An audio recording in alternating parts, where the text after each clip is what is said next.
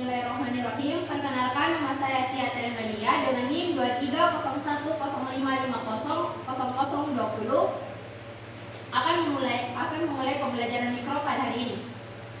Assalamualaikum warahmatullahi wabarakatuh, anak-anak. Waalaikumsalam warahmatullahi wabarakatuh. Nah, pada hari ini kita akan mempelajari hidrolisis garam dengan submaterinya yaitu mengidentifikasi jenis-jenis garam dan menghitung pH larutan garam. Nah, sebelum kita memulai pembelajaran, anak-anak cek dulu di sekitarnya apakah ada sampah yang masih di sampingnya. Silahkan dibersihkan supaya tidak mengganggu pembelajaran kita pada hari ini. Sudah bersih, Bu. Baik. Saya persilahkan kepada ketua kelasnya Dewi Sinta untuk memimpin doa sebelum kita memulai pembelajaran. Baik, sebelum kita memulai pembelajaran, alangkah baiknya untuk kita berdoa terlebih dahulu. Doa dimulai. Doa selesai. Baik, saya cek dulu kehadirannya ya. Nurul Ilmi, hadir Ibu. Dewi Sinta, Hadir Ibu. Asmaul Husna, hadir Ibu. Aswar, Hadir Ibu. Sisilia, hadir Ibu. Marsha, hadir Ibu. Asti Nurayani Ilyas, hadir Ibu. Farhan Al-Farabi, Tidak ada Ibu. tanpa keterangan. Iya, Ibu. Ya, baik. Oh iya, Ibu akan mengingatkan bahwa kita hari ini akan kuis dan bagi yang nilainya tinggi, Ibu akan memberikan hadiah ya. Nah, oke, masih ada yang ingat apa yang kita pelajari pada materi pekan lalu yang diajarkan oleh Ibu Asti? Saya Ibu. Baik, Dewi Sinta. Jadi materi yang kita pelajari pada pertemuan sebelumnya itu yaitu persamaan reaksi dan penentuan ion untuk mengidentifikasi ion yang terhidrolisis. Nah, betul sekali yang dikatakan oleh Dewi Sinta. Yaitu yang kita pelajari pada pekan kemarin yang diajarkan oleh Ibu Asti. Nah, tapi apakah anak-anak masih ingat apa yang menyebabkan larutan garam seperti amonium klorida bersifat asam? Saya Ibu. Oke, Dewi Sinta. Karena ion amonium bereaksi dengan air melepaskan ion H+. Nah, betul sekali. Jadi seperti larutan NH4 Cl itu bersifat asam dan larutan CH3COONa itu bersifat basa. Apakah tingkat keasamannya ini dan kebasahannya itu dan konsentrasinya itu sama atau tidak?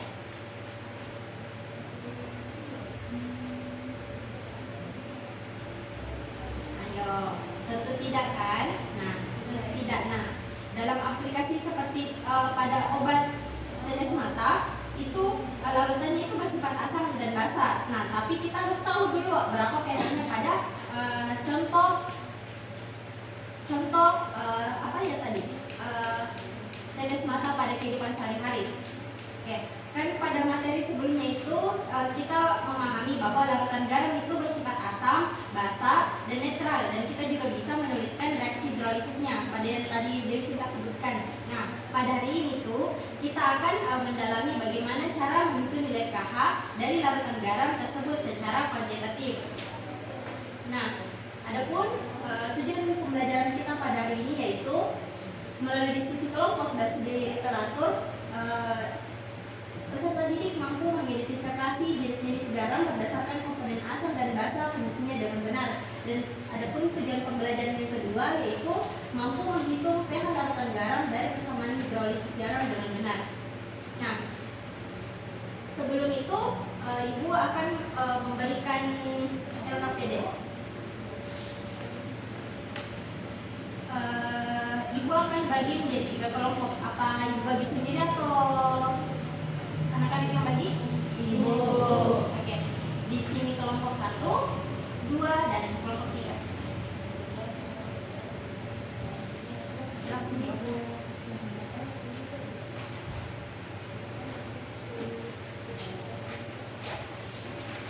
Nah, silakan anak-anak buka LKPD-nya. Di dalam LKPD itu, nah, ada orientasi masalah.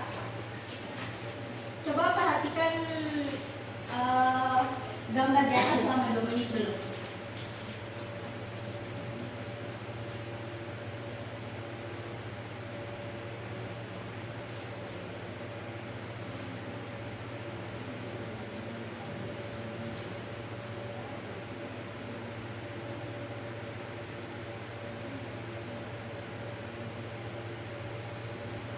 Baik, sudah? Sudah, Ibu. Dari kedua gambar ini, yang mana menunjukkan asam? Sebelah kiri atau sebelah skenario 1, Ibu? Sepakat semua skenario 1? Sepakat. Nah, betul. Nah, yang di sebelah skenario 1 itu adalah yang asam. Kemudian berarti yang skenario 2 adalah Basam. Nah, dari ilustrasi di sini kita akan mengetahui bagaimana kenapa bisa pada skenario 1 itu bersifat asam dan pada skenario 2 itu dia bersifat basa. Nah, pada di LKPD silahkan kerjakan studi kasus tersebut berdasarkan gambar yang tadi nih. Gambar yang tadi, ya nih. Kan di LKPD-nya itu ada studi kasus pada skenario 1 dan skenario kedua. Silahkan dikerjakan. Waktunya Ibu berikan sampai 15 menit. Oh ya, kemudian pada di LKPD-nya itu ada untuk kelompok 3 untuk menjawab pertanyaan latihan soal. Jadi untuk kelompok 1 studi kasus pertama, kelompok 2 studi kasus kedua, dan kelompok 3 latihan soalnya. Baik, Ibu silakan dikerjakan.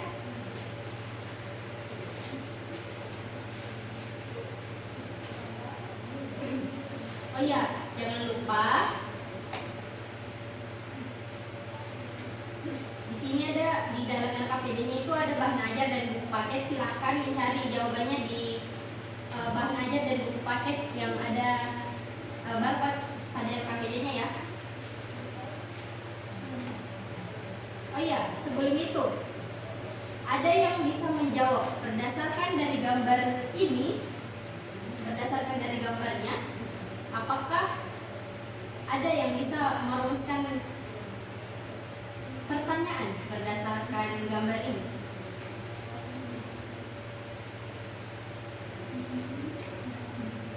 Saya, Ibu. Oke, silahkan Aswar. Bagaimana cara mengidentifikasi komponen penyusun garam yang terdapat pada skenario 1 sama skenario 2, Ibu?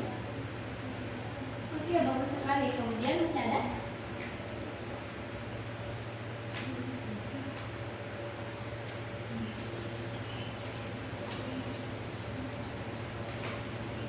Ayo, Ibu. Oke, silahkan Cecilia. Bagaimana rumus dan langkah-langkah yang benar untuk menghitung pH larutan NH4 2 kali SO4 0,1 M yang bersifat asam? Betul. Berarti dari rumusan masalah yang dipaparkan oleh Aswar dan Cecilia itu sudah sesuai ya dengan tujuan pembelajaran kita, bagaimana kita mengidentifikasi jenis-jenis garam dan bagaimana kita menghitung konsentrasi pada jenis garam tersebut. Nah, oke, tadi itu rumusan orientasi permasalahan dari berdasarkan ilustrasi. Jadi silahkan kita lanjutkan untuk menjawab studi kasus pada di LKPD-nya.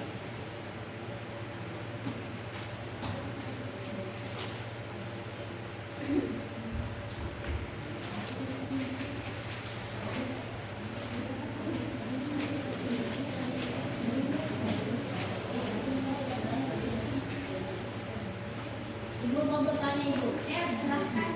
Kelompok yang berapa?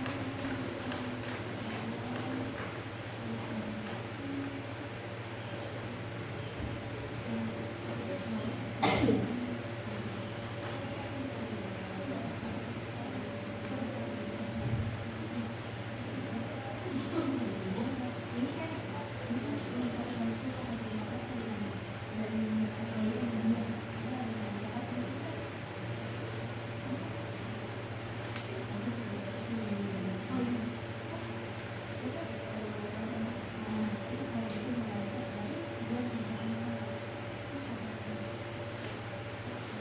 Baik, Ibu, terima kasih atas jawabannya. oke, kelompok 2 ada yang kurang?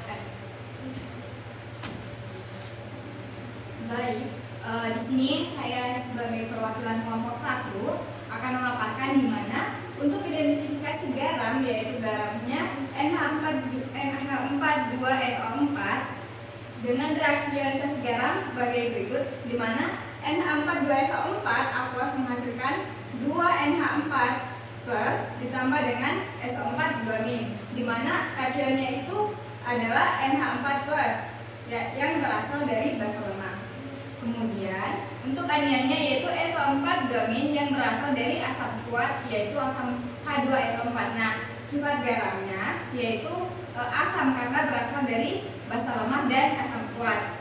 Untuk perhitungan pH-nya sebagai berikut, ada di mana yang kita ketahui didapatkan bahwa molaritas dari garam NH42SO4 yaitu 0,1 dan molaritas dari ion NH4 plus sama dengan 2 kali 0,1 m, di mana yaitu dengan dihasilkan 0,2.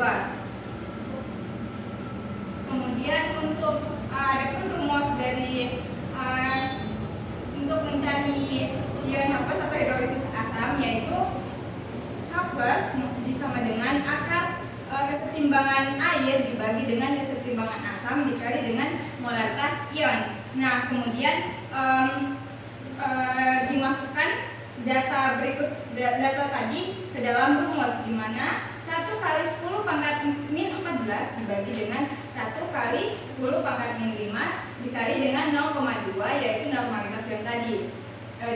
Kemudian dihasilkan 1 kali 10 pangkat min 9 dikali dengan 2 kali 10 pangkat min 1 menghasilkan akar 2 kali 10 akar 2 kali 10 min 10, di mana hasil yang diperoleh yaitu 1,41 kali 10 pangkat min 5 molaritas atau setara dengan 2 kali 10 pangkat min 5. Kemudian untuk menghitung pH yaitu dengan rumus pH sama dengan min log H+, kemudian dimasukkan rumus yang diperoleh, hasil dari yang diperoleh tadi yaitu min log dibagi dengan min log dalam kurung 1,41 dikali 10 pangkat min 5 menghasilkan 5 log 1,41 dengan hasil 4,85. Jadi pH larutan dari pupuk yang ada pada skenario 1 yaitu adalah sebesar 4,85. Jadi bersifat sangat asam, jadi wajar apabila akar rusak. Itu saja dari pemaparan kelompok saya persilahkan untuk kelompok selanjutnya. Oke, kita apresiasi. Betul ya, pada skenario pertama itu adalah bersifat asam. Oke, selanjutnya kita pada skenario kedua, saya persilahkan kepada kelompok 2.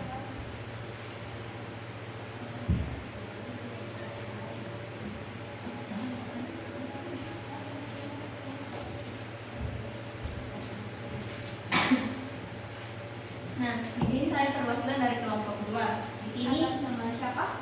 atas nama Cecilia, Ibu. Oke, baik Cecilia. Nah, di sini ada perumusan masalah yang kami dapatkan, yaitu bantulah pengusaha laundry menghitung pH larutan kemutinya yang diketahui KA HOCl itu sebesar 2,5 dikali 10 pangkat minus 8. Nah, kita terlebih dahulu mengetahui identifikasi garamnya. Nah, garamnya di situ yaitu NaOCl. Nah, reaksi ionisasi garamnya yaitu NaOCl menghasilkan 1 Na plus ditambah 1 OCl-. Nah, dapat dilihat kationnya di situ yaitu Na plus yang berasal dari basa kuat yaitu NaOH dan anion dari anion atau OCl yang berasal dari asam lemah yaitu HOCl. Nah, sifat garamnya yaitu basa karena berasal dari basa kuat dan asam lemah. Nah, untuk perhitungan pH-nya kita terlebih dahulu menentukan molaritas ion yang terhidrolisis, di mana molaritas garam NaOCl itu yaitu sebesar 0,1 m. Nah, molaritas ion OCl atau anion itu 1 dikali 0,1 m yang menghasilkan 0,1 m. Nah, kita mencari konsentrasi OH-. Nah, di mana konsentrasi OH- didapat dari rumus akar dari Kw dikali Ka dikali molaritas ion, di mana Kw-nya itu sebesar 1 dikali 10,14, sedangkan Ka-nya itu 2,5 dikali 10 pangkat 5 dikali dengan molaritas ionnya itu sebesar 0,1 m. Nah, selanjutnya kita bagi terlebih dahulu, yaitu 1 dikali 10 pangkat minus 14 dibagi dengan 2,5 dikali 10 pangkat minus 5, menghasilkan 10,4 dikali 10 pangkat 6 minus 6 dikali dengan molaritas ionnya yaitu 0,1, menghasilkan akar 0,04 dikali 10 pangkat minus 6 atau 4 dikali 10 pangkat minus 8. Nah, kita dapatkan konsentrasi OH-nya sebesar 2 dikali 10 pangkat minus 4 m. Nah, setelah kita mencari konsentrasi OH-, kita mencari pOH terlebih dahulu untuk mengetahui pH-nya. Nah, di mana rumus pOH itu rumusnya yaitu min log OH-. Nah, di mana kita sudah mengetahui tadi konsentrasi ion konsentrasi OH- sebesar 2 dikali 10 pangkat minus 4 molaritas. Nah, kita masukkan dalam rumus, jadi pH sama dengan 14 dikurang dengan pOH, di mana pOH-nya itu 4 dikurang log min 2. Nah, mencari pH-nya yaitu 14 dikurang 4 dikurang log 2,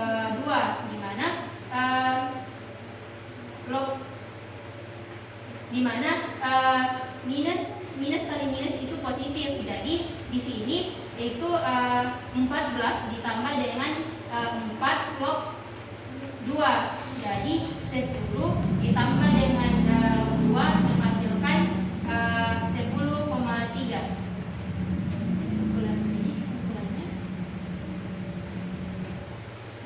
Jadi pH larutan teh putih yaitu 0,1 m adalah sebesar 10,3. Sangat wajar karena Oke, terima kasih Bu. Ya, maksudnya tadi basah karena 10,8. Oke, saya persilahkan kepada kelompok 3 untuk menyelesaikan soal perhitungan. Perhatikan baik-baik ya soal perhitungannya ini. Atas nama siapa? Saya Astir Ayun Tias. Oke, saya persilahkan kepada Astir Ayun Tias. Baik, saya perhatikan dari kelompok 3, adapun bisa dilihat soal perhitungannya. Hitunglah pH larutan yang dibuat dengan melarutan 5,35 gram amonium klorida ke dalam air hingga volume 500 ml dengan diketahui kesetimbangan bahasa NH3-nya yaitu 1 kali 10 pangkat min 5 dengan MR NH4Cl yaitu 53,5. Langkah pertama yang harus kita lakukan yaitu menghitung molaritas garam.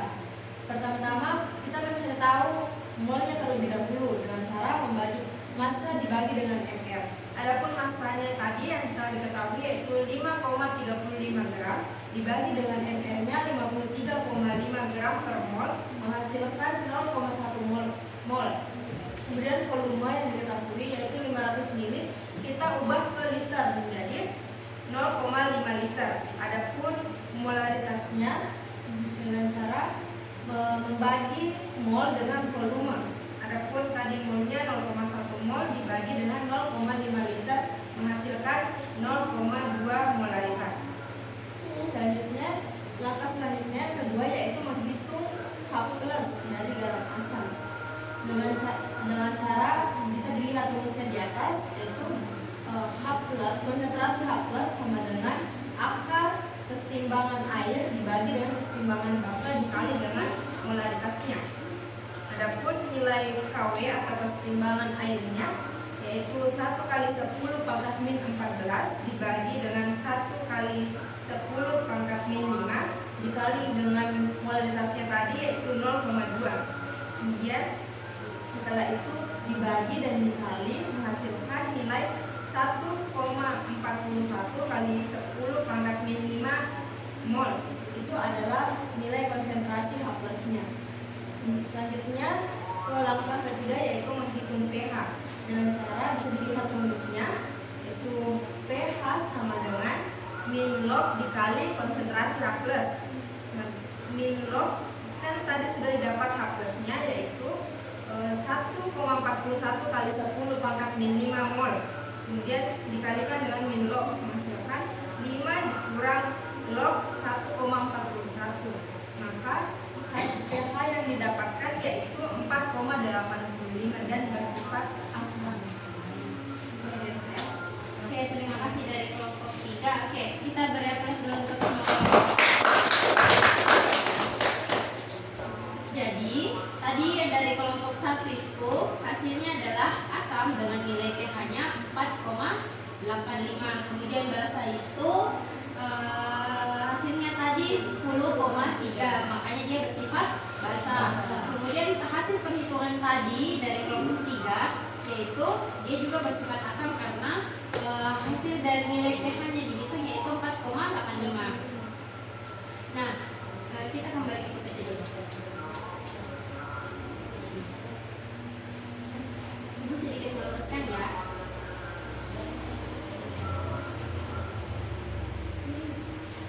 Nah, kita masuk ke identifikasi garam. Nah, sebelum kita menghitung itu kita harus tahu sifat pada garam dan rumus mana yang kita harus pakai. Nah, yang pertama itu garam dari basa kuat dan garam dari asam kuat dan basa kuat. Contohnya itu ada NaCl dan K2SO4. Nah, sifatnya dari contoh yang tadi itu adalah netral, berarti pH-nya 7. Berarti ini artinya dia tidak terhidrolisis, jadi tidak perlu dihitung. Ingat, kalau dari garam asam kuat dan basa kuat itu tidak terhidrolisis. Kemudian yang kedua itu dari asam kuat dan basa lemah. Contohnya itu NH4Cl dan NH4 2 kali SO4 yang dikerjakan tadi oleh kelompok 1 kan. Nah, dia itu sifatnya asam, makanya kita pakai menggunakan konsentrasi H+ seperti yang dikerjakan pada kelompok 1 tadi. Nah, kemudian yang kedua garam dari asam lemah dan basa kuat. Contohnya itu CH3, COONA dan KCN. Seperti yang dikerjakan oleh kelompok 2 karena dia bersifat basa, makanya dia menggunakan untuk menghitung konsentrasinya pakai OH-. Jadi perlu diingat ya, kalau asam itu pakai H+, dan kalau basa itu kita pakai OH-. Oke. Sampai sini paham? Untuk identifikasi garamnya? Oke, selanjutnya kita bagaimana cara menghitung dari garam. Kan sudah tadi kita menghitung dari contoh kelompok 1. Nah, Ibu kasih jelas lagi. Dan untuk rumus pada garam asam yaitu H+ sama dengan akar dari Kw per Kb dikali berapa kationnya. Nah, yang pertama di sini kationnya yaitu Na4Cl-, berarti nilai kationnya yaitu dari larutan Na4Cl- yaitu Na4+, berarti 0,1 m. Nah, kemudian kita hitung H+-nya. Kita masukkan berapa nilai Kw dan Kb-nya. Nilai Kb-nya dari ini 1 kali 10 pangkat min 5, dan kita jumlahkan dari semua rumus dan didapatkan hasil 10 min 5m. Nah, sudah didapatkan H+-nya, kita masukkan untuk menghitung pH dari asam yaitu min log dan nilai H+ tadi berarti 10 min 5. Log dari 10 min 5 yaitu 5. Sampai sini sudah paham untuk menghitung garam asam? Paham, Ibu. Jadi menghitung untuk asam itu kita pakai rumus. Ulangi apa? Halas. Ya, asam. Dan selanjutnya itu ya basa. Nah, basa sama seperti yang dikerjakan oleh kelompok 2. Dia pakai rumus OH- sama, tapi dia pakai anion. Tadi asam itu pakai anion. Kalau basa itu pakai anion. Nah, sama kita masukkan sama rumusnya. Dan saat untuk perhitungan pH kita masukkan berapa nilai OH- yang didapatkan. Nah, ini hasil akhirnya dari nilai konsentrasi OH- yaitu didapatkan 5. Jadi 14 dikurang 5 sama dengan 9. Makanya di sini dia itu bersifat basa. Ingat ya, kalau asam tadi kita pakai anion atau kation? Kation. Kalau basa kita pakai Anion. Rumus yang dipakai asam OH- atau H+. Kalau basa OH-. Oke. Saya persilahkan kepada yang ingin di LKPD tadi kan masih ada evaluasi. Nah, silahkan yang ingin menjawab pertanyaan dari kelompok berapa yang ingin menjawab pertanyaan 1 dan 2? Ada yang ingin menjawab pertanyaan ini? Saya Ibu. Oke. Saya persilakan Asmaul Husna. Oke, terima kasih atas kesempatan yang telah diberikan. Perkenalkan, nama saya Asmaul Husna dari kelompok 3. Saya akan menjawab pertanyaan dari Ibu dari LKPD tadi, nomor 1 dan nomor 2. Di mana nomor 1 itu pengetahuan apa yang telah Anda pelajari pada pertemuan kali ini. Nah, adapun pengetahuan yang telah saya pelajari pada pertemuan ini, saya telah mempelajari cara mengidentifikasi jenis garam, asam, dan basa berdasarkan asam basa penyusunnya, serta cara menyusun dan menghitung pH larutan garam tersebut secara kuantitatif menggunakan rumus hidrolisis. Kemudian pertanyaan kedua pada LKPD, bagaimana Anda dapat mengidentifikasi jenis garam dan bagaimana cara menghitung pH-nya? Cara saya menghitung pH itu dengan melihat komponennya. Garam dari basa kuat dan asam lemah ditambah asam lemah bersifat basa. Garam dari basa lemah ditambah asam kuat itu bersifat asam. Dengan perhitungan pH-nya yaitu untuk garam asam menggunakan rumus konsentrasi H+ sama dengan akar KW dibagi KB dikali M-ion. Untuk garam basa digunakan rumus konsentrasi OH- sama dengan akar KW dibagi KA dikali M-ion. Ibu. Oke, terima kasih kepada Asmaul Husna. Apa ada yang ingin hasil evaluasi untuk nomor 3 dan 4? Saya Ibu. Oke, dari kelompok 2 atas nama siapa? Marsha. Oke, Marsha, silahkan. Baik, terima kasih atas kesempatannya. Di sini saya perwakilan dari kelompok 2. Saya akan melanjutkan evaluasi yang nomor 3 dan 4, di mana evaluasi yang ketiga itu mengapa Anda harus cermat dan jujur saat melakukan perhitungan ini. Karena perhitungan pH sangat sensitif. Kesalahan dalam menentukan molaritas seperti lupa valensi ion atau salah memasukkan Ka atau Kb akan membuat hasil akhir pH salah total. Dalam aplikasi nyata seperti di wacana, kesalahan ini bisa menyebabkan kerugian seperti tanaman mati atau kain rusak. Kemudian kesimpulannya yaitu garam yang terbentuk dari asam atau basa lemah akan mengalami hidrolisis di dalam air. Hidrolisis ini menyebabkan larutan garam bisa bersifat asam, pH-nya itu kurang dari 7, atau basa, pH-nya lebih dari 7. Nilai pH pastinya dapat dihitung menggunakan rumus akar KW per KA per KB dikali molaritas dengan langkah yang sama. Nah, ya betul sekali ya. Itu tadi evaluasi dari kelompok 3 dan kelompok 2. Semoga anak-anak bisa tangkap ya. Nah, Ibu ada refleksi dulu untuk kita. Ini ada Ibu kasih refleksi. Silakan tulis apa yang kurang dari Ibu dan anak-anak juga apa yang kurang dari kalian. Silakan dibagikan.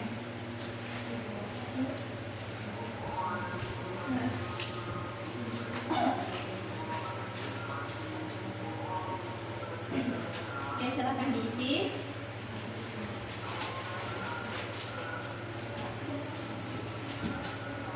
Sudah Ibu. Oke, sudah diisi. Nah, silakan kumpul dulu LKPD-nya. Kita akan melakukan kuis. Jadi tutup bukunya, siapkan handphonenya. Kita akan melakukan kuis. Boleh pakai laptop Ibu. Boleh, boleh. Oke. Ibu akan mengirimkan link ya sebagai bahan evaluasi kita hari ini. Ibu akan kirim linknya di grup.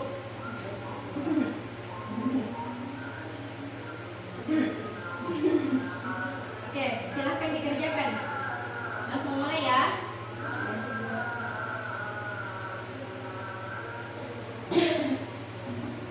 Sudah bisa masuk semua? Sudah, Ibu. Oke.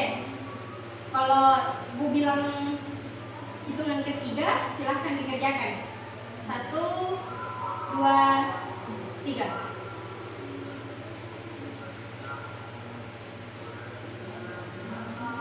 Ingat ya, semakin dijawab, semakin ke belakang soalnya semakin soal perhitungan. Baik, Ibu.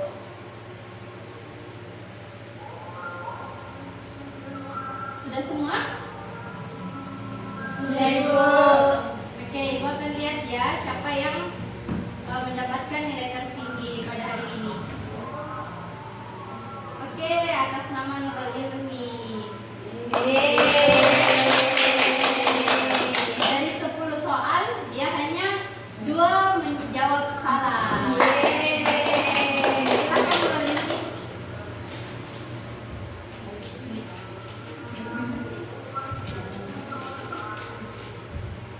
Oke.